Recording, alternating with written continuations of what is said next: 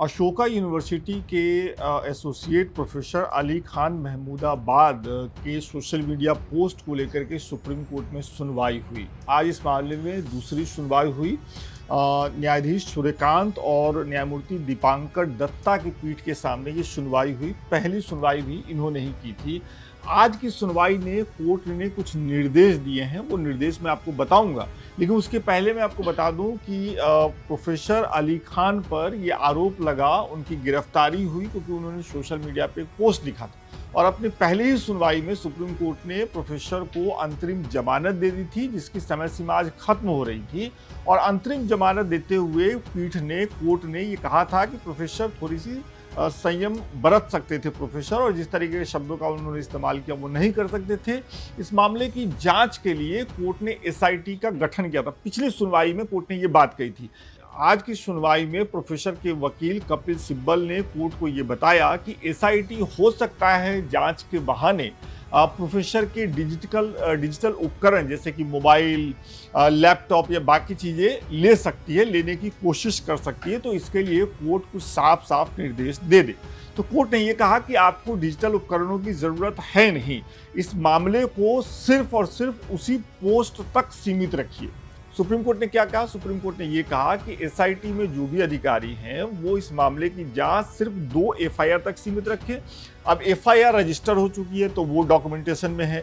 जिस पोस्ट को लेकर के एफआईआर दर्ज हुई वो भी पब्लिक है, तो वो भी ऑलरेडी पब्लिक डोमेन में है। तो कुछ भी ऐसा नहीं है जिसकी जांच के लिए प्रोफेसर के लैपटॉप, मोबाइल या कोई भी डिजिटल उपकरण एसआईटी को चाहिए। तो कोर्ट ने ये कहा, सबसे पहले कोर्ट ने कहा कि लेफ्ट राइट करने की जरूरत नहीं है, सिर्फ एफआईआर तक और सोशल मीडिया पोस्ट तक अपनी जांच को केंद्रित रखे एसआईटी। तो ये तो एक बात हो गई जो कोर्ट ने एसआईटी को लेकर कहा। दूसरा, कोर्ट ने अंतरिम जमानत की जो समय सीमा है, चूंकि आज वो खत्म हो रही थी तो कोर्ट ने वो बढ़ा दी है।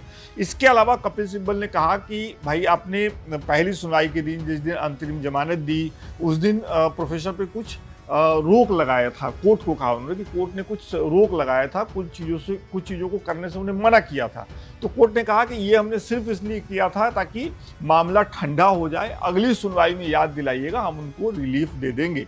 साथ ही कोर्ट ने ये भी कहा कि सिर्फ इस मामले को छोड़ करके, मतलब सुप्रीम कोर्ट में जो मामला चल रहा है उसको छोड़ करके किसी भी मामले पर प्रोफेसर जो है वो लिख सकते हैं, बोल सकते हैं, सभा सेमिनार में भाग ले सकते हैं, आर्टिकल लिख सकते हैं, सोशल मीडिया पोस्ट लिख सकते हैं, वो सब कुछ कर सकते हैं। उनके बोलने की आज़ादी आज भी बहाल है, सिवाय ये जो मामला कोर्ट में चल रहा है इस पर उन्हें बोलने के लिए हमने रोका है, इस पर वो नहीं बोल सकते।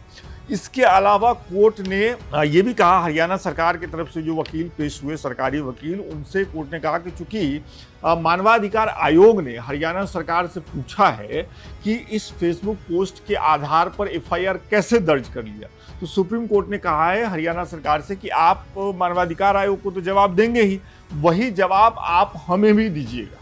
मतलब आज की सुनवाई में कोर्ट ने खुले तौर पे तो नहीं, लेकिन एक तरीके से एसआईटी के लिए एक दायरा निर्देशित कर दिया कि इसी दायरे में आप अपनी जांच करें।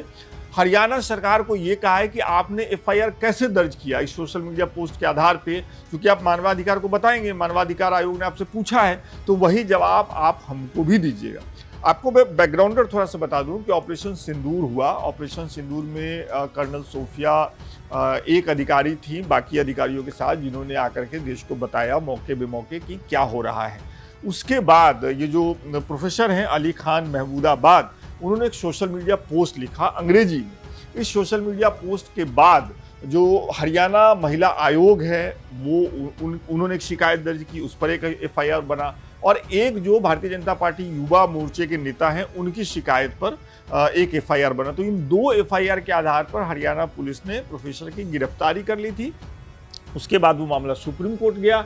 सुप्रीम कोर्ट ने पहली सुनवाई में उनको अंतरिम जमानत दी प्रोफेसर को, और साथ ही कुछ नियम कायदे भी बताए कि भाई आप ये काम मत करिएगा, और साथ ही प्रोफेसर को ये भी हिदायत दी कि आपको इस तरह के शब्दों के इस्तेमाल से बचना चाहिए था। लेकिन आज की सुनवाई में कोर्ट ने एसआईटी के लिए दायरा निर्देशित कर दिया। एसआईटी को कहा कि आप अपने दायरे में रहिए, इतना ही जांच करिए, ज़्यादा इधर उधर जाने की जरूरत नहीं है। और साथ ही हरियाणा सरकार से ये भी कहा है कि अगली सुनवाई में आप हमें बताइएगा मानवाधिकार आयोग के साथ कि आपने सोशल मीडिया पोस्ट के आधार पर एफआईआर कैसे दर्ज कर ली और एफआईआर दर्ज हो गया तो फिर गिरफ्तारी कैसे हुई।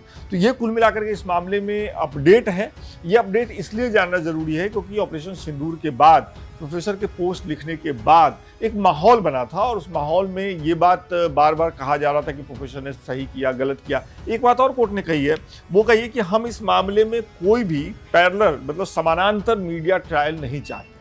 कोर्ट ने ये भी कहा है कि भाई ये जो होता है कई मामलों में कि कोर्ट में केस चल रहा है, उसकी सुनवाई हो रही है, साथ ही एक अदालत जो है वो टीवी चैनलों के स्टूडियो में लग जाती है, वहाँ अलग से पैरोकारी शुरू हो जाती है, वहाँ से अलग से दलीलें दी जाने लगती है। तो कोर्ट ने कहा कि इसकी भी ज़रूरत इसमें हम महसूस नहीं करते हैं, इससे बचना चाहिए। तो कुल मिलाकर के प्रोफेसर अली खान महमूदाबाद के मामले में अब सुप्रीम कोर्ट से यही निर्देश आया है और ऐसा कहा जा सकता है कि दूसरी सुनवाई में सुप्रीम कोर्ट प्रोफेसर को लेकर के थोड़ा सा नरम और सरकार और एजेंसियों को लेकर के, हालांकि कुछ भी कोर्ट ने कहा नहीं है, मैं आपको दोहरा रहा हूँ, लेकिन जो कहा है उससे अगर आप मतलब निकालें तो ऐसा लगता है कि कोर्ट का रुख थोड़ा सा एजेंसियों को लेकर के कड़ा रहा आज की सुनवाई में।